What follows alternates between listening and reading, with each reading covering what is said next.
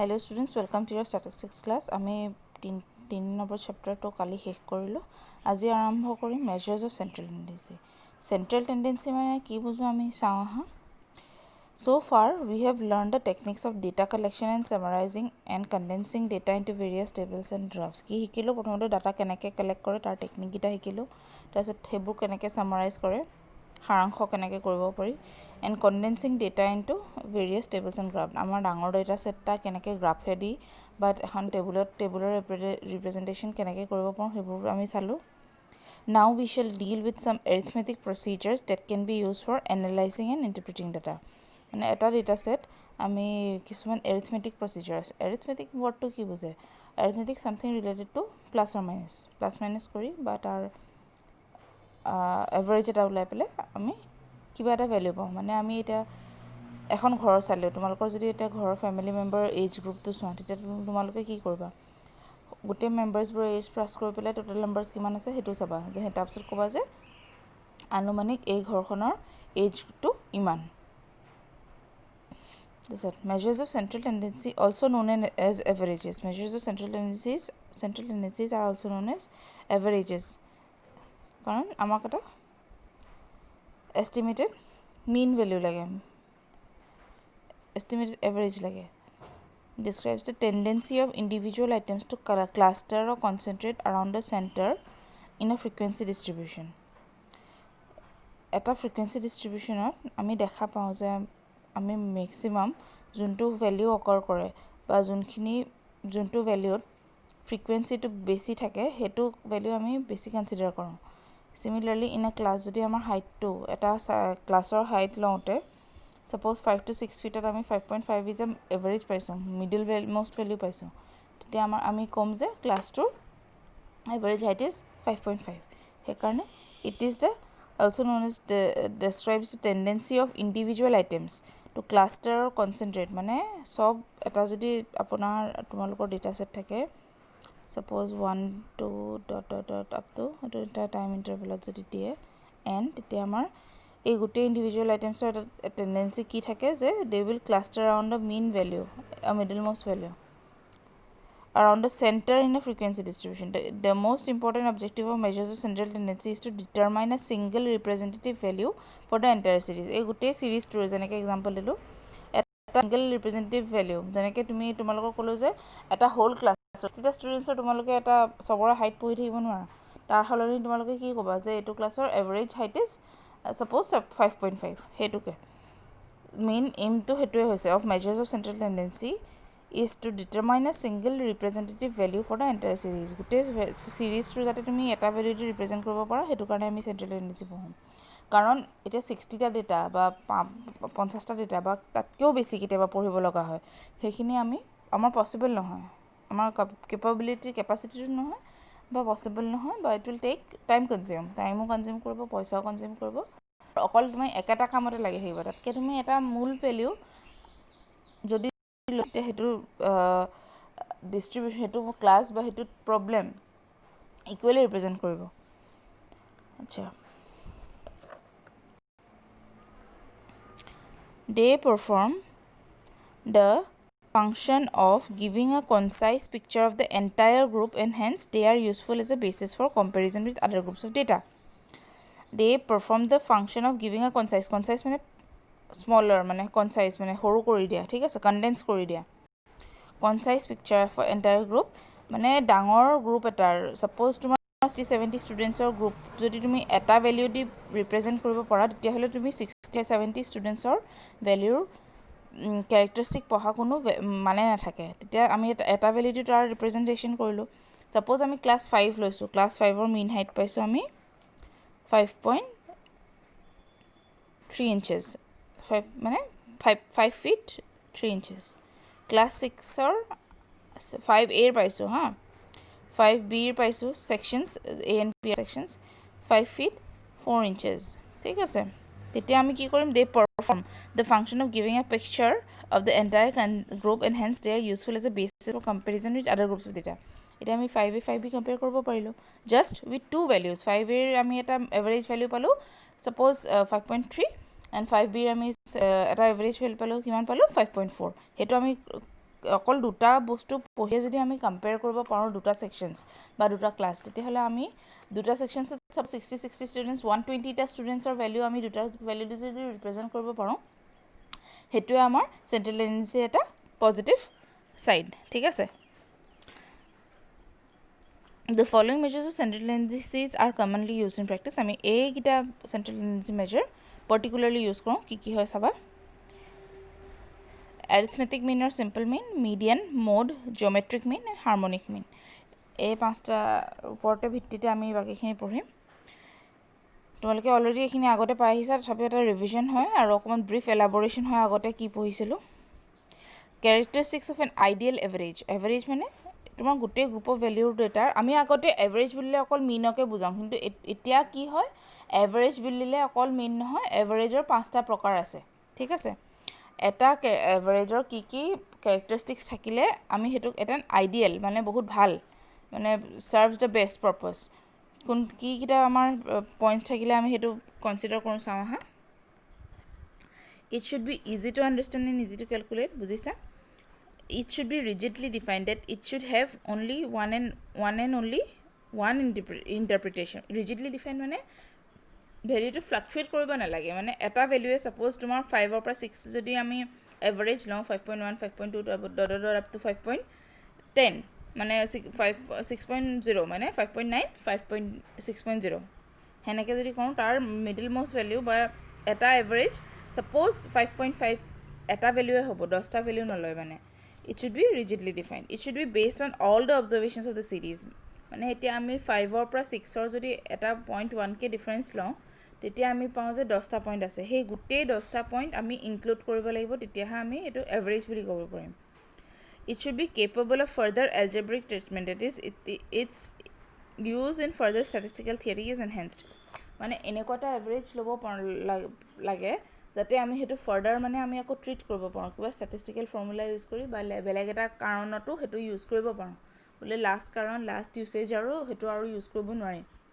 যি ডিফাইন কৰা গৈছে সেইমতে থাকিব, সেনেকুৱা হ'ব নোৱাৰে। মানে ফাৰ্ডাৰ এলজেব্ৰিক ট্ৰিটমেণ্টৰ এটা সম্ভাৱনা থাকিব লাগে। ছাপ'জ আমি প্লাছ সেইটো ভেলিউ লৈ পেলাই প্লাছ কৰিছোঁ বা বেলেগ এটা মিনৰ লগত আকৌ কম্বাইন কৰিছোঁ, সেনেকুৱা আমি কৰিব পাৰোঁ পাছতকৈ। It should be affected least by fluctuations of sampling. Fluctuations of sampling least affected মানে কি হয়, আমি যদি গোটেই এটা পপুলেশ্যন লৈছোঁ, ছাপ'জ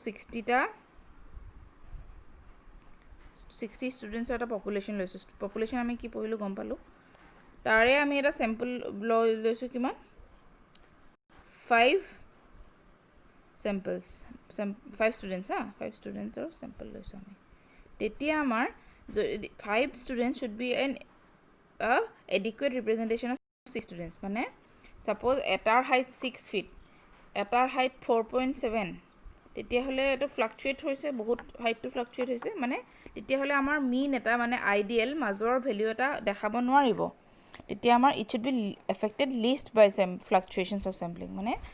আমি যেতিয়া এটা হোল পপুলেশ্যনৰ কেইটামান ভেলিউ ষ্টাইল কৰি পেলাই এটা এভাৰেজ ডিটাৰমাইন কৰোঁ, তেতিয়া তাহাঁতৰ ভেলিউবোৰ ইটোৱে সিটোৰ লগত বহুত বেছি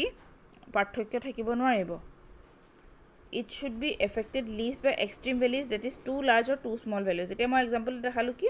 60 ষ্টুডেণ্টছ আৰু 5 ষ্টুডেণ্টছ, 60 ষ্টুডেণ্টছৰ এটাৰ height suppose tallest one is 6 feet and the shortest one is 4.7 feet.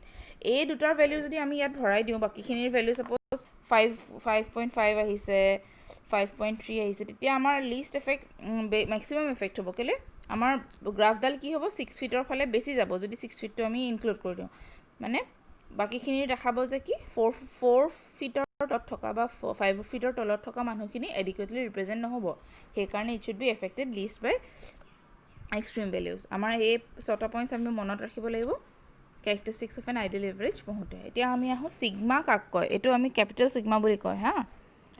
Greek alphabet capital sigma is use to denote sum. If a variable x takes values x1 x2 up to xn, then the sum x1 plus x2 plus of up to xn is equal to summation of, এইটো কি বুলি পঢ়া যায়, এইটো summation of xi। ঠিক আছে, আকৌ মই ভালকৈ জুম কৰি দেখাইছোঁ। এইটো সামেশন বুলি কয় summation of xi from I equals to 1 to n মানে xi ৰ ভ্যালু কিমান ল'ব পাৰে এই i টোৱে কিমানৰ ভ্যালু ল'ব পাৰে 1 2 dot dot dot 3 4 5 up to n suppose আমি কৰিছো কিমান হয় 1 plus 2 plus 3 plus dot dot dot up to 10 ঠিক আছে ইয়াৰ ক্ষেত্ৰত n is equal to 10 হয় না টোটাল নম্বৰ আমাৰ কেसेছ কিমানটা আছে 10 I equals to কিমানৰ পৰা যাব 1 to summation over ওপৰত থাকিব 10 আৰু x to কিমান ভ্যালু লয় i to কি ভ্যালু লৈছে 1 2 3 4 up to 10 হেনেকে আমি কৰিম 1 plus 2 plus 3 to আমি সৰুকে কেনেকে লিখিম এইটো হৈছে সামেশনৰ এটা denotation this is known as capital sigma and it is known as summation পঢ়িম summation বুলি rules of summation আমি commutative property পাইছিলো আগতে algebra পঢ়োতে summation of I equals to 1 to n xi plus minus yi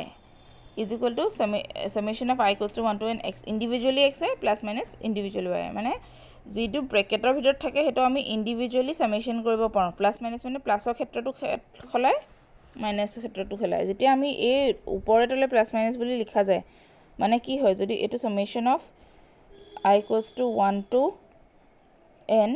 xi plus yi হলে কি হ'ব এটো summation xi plus summation yi I equals to 1 to n I equals to 1 to n ঠিক আছে আৰু summation of I equals to 1 to n xi minus of yi equals to summation of I equals to 1 to n xi minus of summation of I equals to 1 to n y মানে এ plus minus থাকিলে মানে both ক্ষেত্ৰত in both the cases it is feasible ঠিক আছে এতিয়া আমি summation of I equals to 1 to n c of xi হলে কি হয় c টো বাহিৰ আহি পেলে summation of xi কেলে হয় তো c is a constant ঠিক আছে আৰু আমাৰ summation of I টো কিহৰ ভ্যালু লগত আছে জড়িত অকল x ৰ লগত আছে সেই কাৰণে summation will only be applicable to xi and c is a constant টো বাহিৰ আহি যাব হেতু মাল্টিপ্লাই হৈ থাকিব ঠিক আছে Similarly, summation of c is equal to n and c. মানে যদি আমি summation লওঁ এটা কনস্ট্যান্টৰ লগত তেতিয়া হেতু it will be a product of the total number of observations into the constant. এনেকা example টা লৈছো আমি suppose হা summation of I equals to 1 to 5 xi হা c is let's see be ৰবা ভালকে কৰি দিম example টা লওঁ না ভালকে কৰি দিছো আমি এটা example লৈছো কি আমি কি proof কৰিব লাগে summation of I equals to 1 to n c is equal to nc to proof কৰিব লাগে কেনেকৈ proof কৰিম চাবা আমি নিজে সব বস্তু কৰিব পাৰো c is a constant আমি এটা ভ্যালু লৈছো c suppose 2 c is so c value to 2 let c is equal to 2 ঠিক আছে summation of I equals to 1 to n I equals to 1 to n summation মানে অকল summation ৰ ভিতৰতে কি হৈছে 1 to n is equal to c equals to 2 আৰু n equals to 5 I equals to 1 to মানে কি হ'ব which will imply what summation of I equals to 1 to 5 2 is equal to এনেকৈ লিখিম হয়নে এই summation টো আমাৰ কি বুজাইছে 1 plus 2 plus 3 plus 4 plus 5 হয়নে into 2 কিমান হয় 2 2 to 2 তো এই হিচাপে আছে আমি প্লাস কৰিলে কিমান পালো 9 10 15 into 2 is equal to 30 এটা যদি আমি n ইয়াত হয় n is here 5 হয়নে এটো যদি চাও এটো আছিল আমাৰ LHS এটি RHS যদি চাও ঠিক আছে n কিমান 5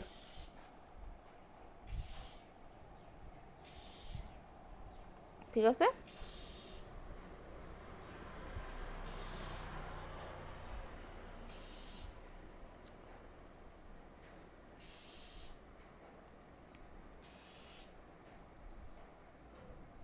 sorry এটা আমাৰ কিমান হয়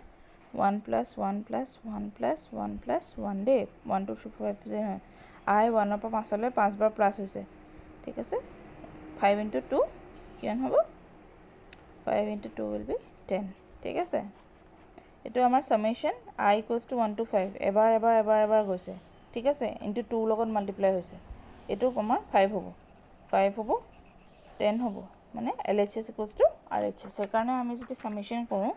summation of I equals to 1 to n তোমালোকক মই এনেকৈ বৰ্ডত বুজোৱা নাই এনেকৈ বুজাইছোঁ কাৰণ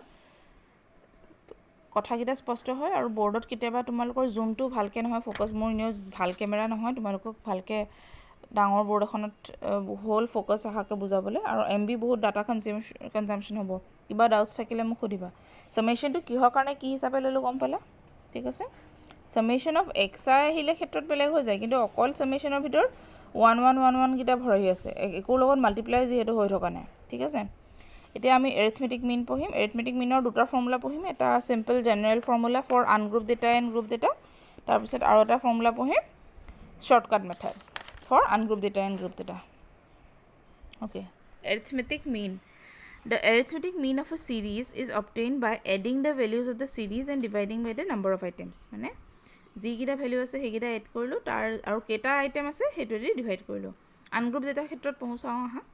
if x1 x2 dotted up to xn are values of the variable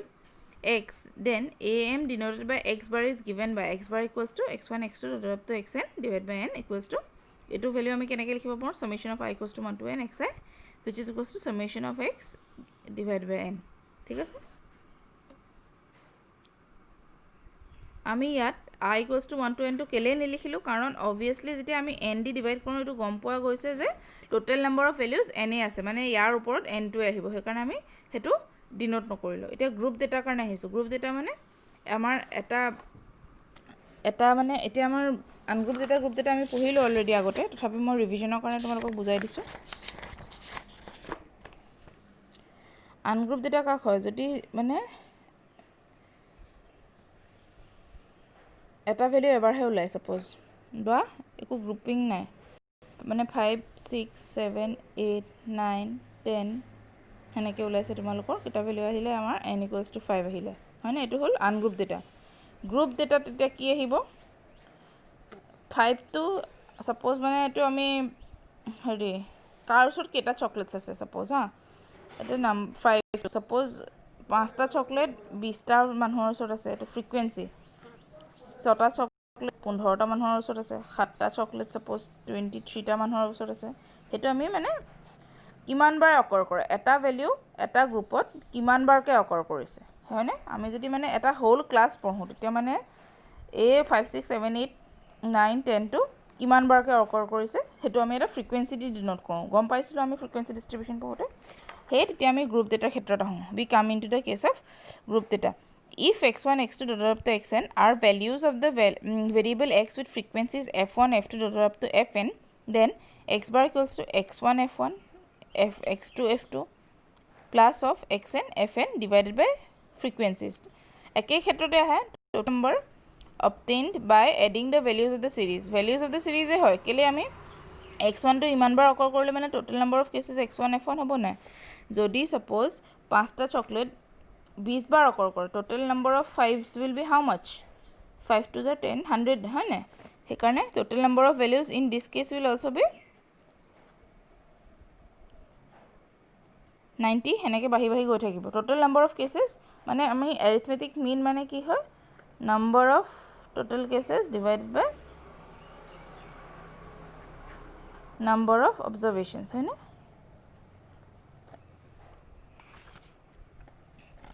number of total cases নহয় number of values of total cases মানে সেই cases গিটাৰ ভ্যালু হেতু ফৰ্মুলা আমি লিখিলে আমি কি কৰোঁ x1 f1 টো মিলি আছে সেইকাৰণে I equals to 1 to n xi fi divided by summation of fi হেতু কি হিচাপে লিখিব পাৰোঁ আমি summation of xf divided by capital N is total frequency মানে কিমান বাৰ particular বস্তু thing occurs in case of continuous frequency distribution x is taken as the midpoint of the class intervals মানে যেতিয়া এটা continuous frequency distribution পাওঁ suppose 5 to 10 to 15 তেতিয়া আমাৰ x টো কি হ'ব মানে ইয়াত xi fi কৰিবলৈ তো দুটা গুটে ডাঙৰ এটা ইন্টাৰভেল পাঁচটা ভ্যালু থকা interval x will be its midpoint মানে 5 plus 10 divided by 2 it will be 7.5 ইয়াৰ ক্ষেত্ৰত কিমান 5 কে প্লাস কৰি গৈ থাকিলে আমি পাই যাম মানে এতিয়া আমি যদি ইয়াৰ ফ্ৰিকুৱেন্সি ডিস্ট্ৰিবিউশন সাপোজ ইয়াত আছে f2 something 5 6 7 নেকি গৈ আছে তেতিয়া আমি a2 ভ্যালুৰ লগত xi টো will be the midpoint xi into f1 মানে 7.5 into 5 plus 12.5 into 6 সেনেকৈ কৰি যাম আমি XIFIটো ঠিক আছে in case of continuous frequency distribution মানে যেতিয়া ক্লাছ ইণ্টাৰভেলৰ কথা পঢ়োঁ ঠিক আছে এতিয়া আমি জেনেৰেল মেথড দুটা ফৰ্মুলাৰ কাৰণে পঢ়িলোঁ আনগ্ৰুপ ডেটা গ্ৰুপ ডেটা আমি এতিয়া পঢ়িম shortcut method for ungroup data and group data. Aim can also be calculated by this method. Ungroup data কি কৰোঁ আমি x bar is equal to a plus summation of d divided by n where d is x minus of a where a is assumed mean মানে আমি এটা distribution পালে আমি a বুলি এটা ভেলিউ ডিষ্ট্ৰিবিউশ্যনখনৰ এটা মাজৰ ভেলিউ এটা বা কোনোবা এটা যোনটো মানে মিন বুলি ধৰিব পাৰিম জেনেৰেলি আমি মিডল মোষ্ট ভেলিউ কেলে চাওঁ আমাৰ চেণ্ট্ৰেল টেণ্ডেঞ্চি চেণ্ট্ৰেল মানে বস্তুটো গোটেই ডিষ্ট্ৰিবিউশ্যনখনৰ মাজৰ ভেলিউ এটা চাবলৈ ট্ৰাই কৰোঁ বহুতে সেইটো ফৰ্মুলাত কি হয় x bar is equal to a plus summation of d summation d মানে ডেভিয়েশ্যন মানে এটা পাৰ্টিকুলাৰ ভেলিউ অফ x ৰ পৰা মাজৰ ভেলিউটো কিমান ডেভিয়েট কৰে সেইটো ডিভাইডেড বাই n সেইটো আমি আনগ্ৰুপ ডেটাৰ ক্ষেত্ৰত কৰোঁ গ্ৰুপ ডেটাৰ ক্ষেত্ৰতো সেম হয় খালি সিন্স এটা frequency is associated with each number আমি summation of fd কৰোঁ ডিভাইড বাই n ইজ what is n n is total number of frequencies n equals to summation of f in case of continuous data with equal classes x bar is equal to a plus of summation of fd dash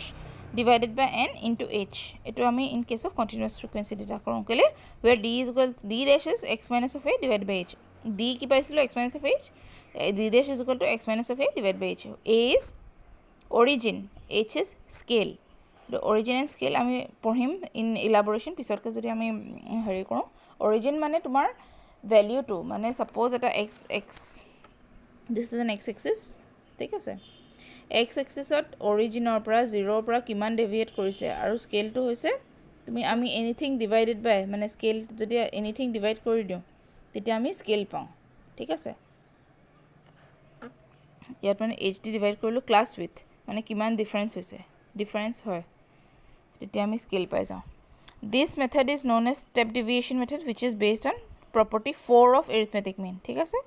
আমি পিছতকে পঢ়িম হেতু properties বোৰ they assume mean is arbitrary মানে ধৰি লোৱা যায় আৰু but it should be chosen in such a way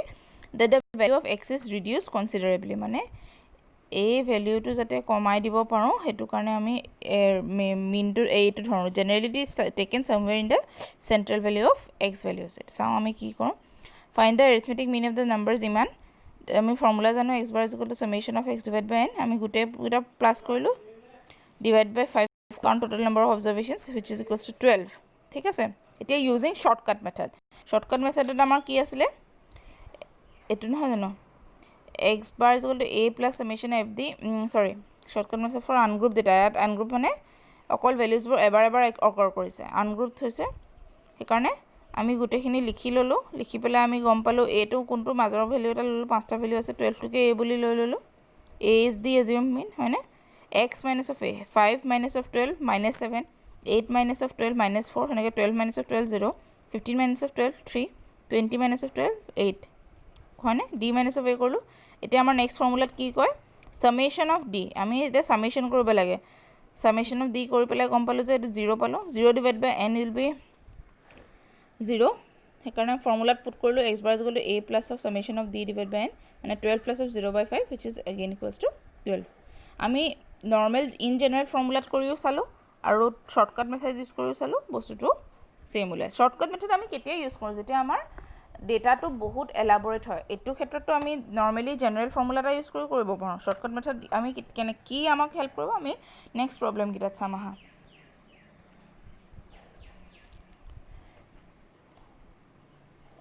for the discrete frequency distribution given below find the arithmetic mean wages দিয়া আছে মানে কিমানটো পইচা পায় আৰু number of persons in the wage group wages x ত দিয়া আছে ইমান কিটা ভ্যালু number of persons ইমান total wages কিমান হ'ব আমি মাল্টিপ্লাই কৰি পেলাই চালো n total number of frequencies পালো summation of f প্লাস কৰি দিলো গুটেবোৰ xf প্লাস কৰি দিলো ফৰ্মুলাত বহালো নৰ্মেল ফৰ্মুলা কি for group data x bar is equal to summation of x in f divided by n this divided by this we get the arithmetic mean এটা shortcut মেথডত আমাৰ কি কৈছিলে এটো আছিল আমাৰ শৰ্টকাট মেথডৰ formula in case of group data x F ওলালোঁ, ডি ওলালোঁ। আমি ইয়াত আমি এটা মাজৰ ভেলিউ ডি এটো কি হয় ইজ ইকুৱেল টু এ 50 ধৰি লৈছোঁ। ফ্ৰিকুৱেঞ্চি যিমানটো দিয়া আছে ছেইম এন ক্ষেত্ৰতো একে হ'ব frequency. D is equal two x minus of 50, 40 minus of 50 10, 40 minus of 45 minus 5 0 সেনেকৈ প্লাছ কৰিলোঁ। তাৰপিছত ইয়াৰ আমি ইনটু এফ ডি কৰিলোঁ। যিখিনি কৰি পেলাই পালোঁ টোটেল আমি এই গোটেইখিনি আকৌ প্লাছ কৰিলোঁ। Summation f d is equal to 5। এতিয়া ফৰ্মুলাত বহাম কেনেকৈ চাবা। X bar is equal to assume mean what is assume mean 50 plus summation f d আমি কৰিলোঁ। ডি ওলোৱাৰ পিছত আমি এফ ডি ওলাই ল'লোঁ। আমি প্ৰথমতে চাব লাগিব আমি কেইটা কলম বনাম বা ডাটাটো কেনেকৈ ৰিপ্ৰেজেণ্ট কৰিম সেইটো আমি চাব লাগিব। প্ৰথমতে কি চাম আমি যে ডিষ্ট্ৰিবিউশ্যনটো গ্ৰুপ ডিষ্ট্ৰিবিউশ্যন নে আনগ্ৰুপ ডিষ্ট্ৰিবিউশ্যন। যদি আমাৰ গ্ৰুপ ডিষ্ট্ৰিবিউশ্যন বুলি কেনেকৈ গম পাম, যেতিয়া এটা ফ্ৰিকুৱেঞ্চি এছ'চিয়েটেড থাকিব তেতিয়া আমি অট'মেটিকেলি গম পাম যিটো গ্ৰুপ ডেটাৰ ক্ষেত্ৰৰ কথা কৈ আছে। তেতিয়া আমি শ্বৰ্টকাট ফৰ্মুলাত এপ্লাই কৰিম। শ্বৰ্টকাট ফৰ্মুলা এতিয়া আমি কোনটো ফৰ্মুলা ইউজ কৰিম, এইটো ইউজ কৰিম নে এইটো ইউজ কৰিম। এইটো ক্লাছ ইণ্টাৰভেলত নাই বুলি গম পাইছোঁ, এটা ছিংগল ভেলিউ দিয়া আছে। তেতিয়া আমি অট'মেটিকেলি গম পাম যে আমি ফাৰ্ষ্ট ফৰ্মুলাটো ইউজ কৰিম। ঠিক আছে, উইথ প্ৰেক্টিছ তোমালোকে গম পাই যাবা এইটো। সেনেকৈ আমি কৰি পেলাই ফৰ্মুলাত বহাই পেলাই পালোঁ যে mean is same with the general formula mean. ঠিক আছে, এতিয়া আমি এক্সাম্পল নম্বৰ 3টো চাওঁ। এতিয়া আমি যাম কোনটো ফৰ্মুলাত এপ্লাই কৰিম, ষ্টেপ ডিভিয়েশ্যন মেথড পাইছিলোঁ আমি, এইটো ফৰ্মুলাত এপ্লাই কেনেকৈ কৰিম চাওঁ। Find arithmetic mean of the distribution of marks given below 0 to 20, 20 to 40, 40 to 60, 60 to 80 এনেকৈ দিয়া আছে। আৰু number of students in the marks group কেইটা এনেকৈ, এইটো frequencies, number of students is always the frequency। ঠিক আছে, আমি ইয়াত পঢ়িছিলোঁ কি in case of continuous data x bar is equal to this much। এতিয়া আমি কি কৰিম, মাৰ্কছৰ গোটেইখিনি ফৰ্মুলা নাই জানো। এতিয়া আমি অথনি কি পঢ়িছিলোঁ যে যেতিয়া আমি কণ্টিনিউছ ডিষ্ট্ৰিবিউশ্যন হ'ম এক্স বাৰটো মিডিল মষ্ট ভেলিউ ল'ম, মানে 10টো ল'ম। ইয়াৰ ক্ষেত্ৰত কি ল'ম 30টো ল'ম। সেনেকৈ আমি বহাই যাম। কেনেকৈ চাম আহা। ঠিক আছে, প্ৰথমতে আমি ওলালোঁ যি দিয়া আছে তাকে লিখি ল'লোঁ। 0 to 20 ক্লাছ ইণ্টাৰভেলকেইটা ইকুৱেল ডিষ্ট্ৰিবিউশ্যনছ আছে, সেইকাৰণে আমি মিড পইণ্ট ওলাই ল'লোঁ। 10, 30, 50, 70, 90 অথনি কৰিছিলোঁ যে যেতিয়া আমি এটা ক্লাছ ইণ্টাৰভেল দিয়া থাকে আমি তাৰ মিড পইণ্টটো এক্স বাৰ হিচাপে ধৰি লওঁ। ঠিক আছে, এক্স হিচাপে ধৰি লওঁ। এতিয়া আমি x into number of students, আমি এক্স এফ কৰি পেলাই সামেশ্যন ফৰ্মুলাত আনিলোঁ। জেনেৰেল ফৰ্মুলা হিচাপে লিখিলোঁ, কিমান পালোঁ 50.9। ঠিক আছে, বুজিছা। এতিয়া আমি ষ্টেপ ডিভিয়েশ্যন মেথডত কি হিচাপে ইউজ কৰিম পঢ়িম আহা। মাৰ্কছ লিখিলোঁ, ফ্ৰিকুৱেঞ্চি ডিষ্ট্ৰিবিউশ্যনছ লিখিলোঁ, টোটেল ফ্ৰিকুৱেঞ্চি কেলকুলেট কৰিলোঁ, x middle most value for the class intervals কেইটা লিখিলোঁ। D dash, what is d dash. যেতিয়া আমি এই গোটেইকেইটা ভেলিউ লিখিলোঁ এইটো আমি অট'মেটিকেলি গম পাই গ'লোঁ যে এইটো এ হয়। ডি এছৰ ফৰ্মুলা আমাৰ কি আছিলে, x minus divide by h, h is the class width মানে 0ৰ পৰা 20লৈ ক্লাছ উইথটো 20 পৰা 40লৈ ডিভাইড কিমান হয় 40 হিচাপে এক্স মাইনাছ আৰবিট্ৰেৰী মিন ডিভাইড বাই 40 সেই হিচাপে কৰিলোঁ। এক্স এইটোৰ ক্ষেত্ৰত কিমান হয় 10, 10 মাইনাছ অফ 50 কিমান হয় 10 minus of 50 is -40 divide by 20 is -2। গোটেইবোৰ কেলকুলেট কৰিলোঁ। তাৰপিছত ডি ডেছটোৰ লগত এফটো মাল্টিপ্লাই কৰি পেলাই কিমান পালোঁ, summation f d dash equals to 3 পালোঁ আমি। ফৰ্মুলাত বহালোঁ a is what, a is 50 plus summation f d dash that is 3 divided by total number of frequencies n into h is what, width of the class আমি গম পাইছোঁ 20। সেনেকৈ plus কৰি পেলাই চালোঁ আমাৰ মিন ইজ ছেইম। আমি আইদাৰ ৱেত কৰিব পাৰোঁ, both জেনেৰেল ফৰ্মুলা আৰু এটা শ্বৰ্টকাট মেথড আমাৰ ফৰ আনগ্ৰুপ ডেটা আমাৰ দুটা ফৰ্মুলা আছে, গ্ৰুপ ডেটা আমাৰ দুটা ফৰ্মুলা আছে। In case of continuous class intervals we use the step deviation method. ঠিক আছে, এতিয়া আমি পঢ়িম properties of mean. We will continue this in the subsequent next classes. Thank you students.